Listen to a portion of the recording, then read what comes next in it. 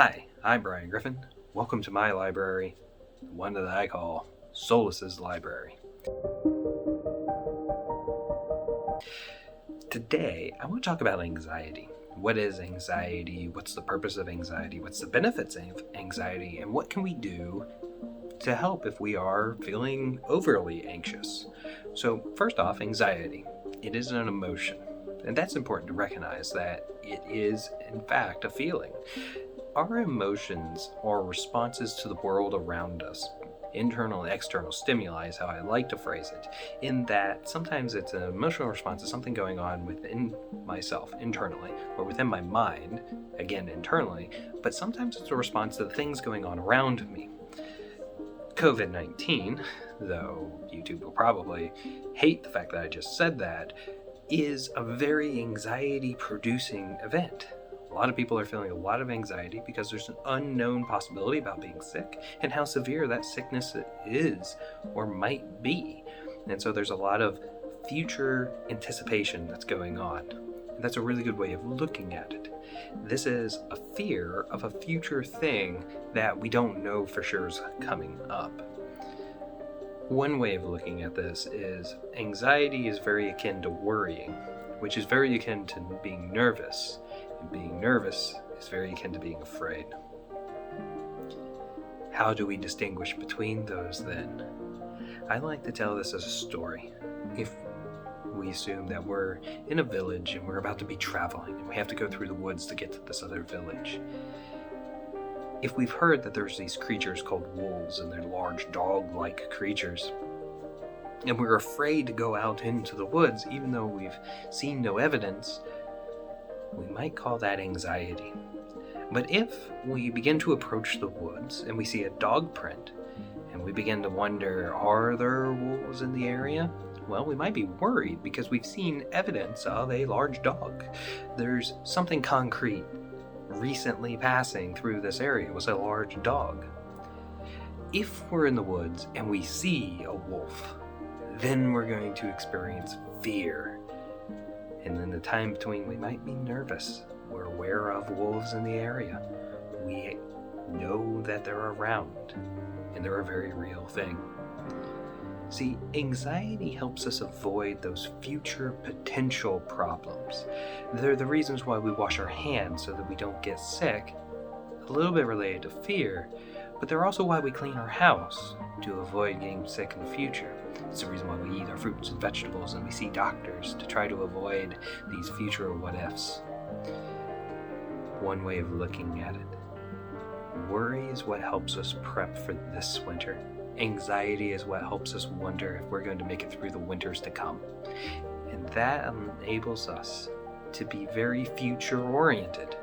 But if we live too far into that future, or if we get overwhelmed by these future fears, what do we do about it? Well, ultimately, first, this is not counseling. This is just some techniques that I've found to be helpful. It's important to focus on the here and now for things, to be able to say, no, right now I'm taken care of, right now I'm not in danger, right now I have met my basic needs, I am fed, I am hydrated, I slept, I have a shelter.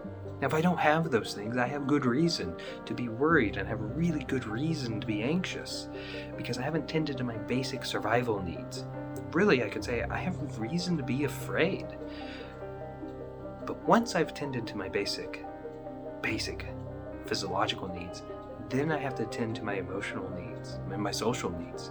This is a reference to Maslow's hierarchy of needs, and that plays a really important part to be able to go, yes, I'm tended to, I'm safe, I'm secure, these things are here. So a good way of doing that is the 5, 4, 3, 2, 1 grounding technique. And it's a really simple technique, very, very modular, based off of who you are and what you're doing. It goes something like this. You can look around your room and name 5 things you see. Then 4 things that you can reach out and touch, whether it's yourself or anything else. Then you name 3 things you can hear, and then you name 2 things you can smell, 1 thing you can taste.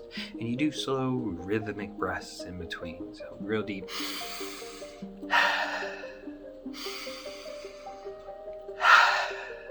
in through your nose, out through your mouth, right?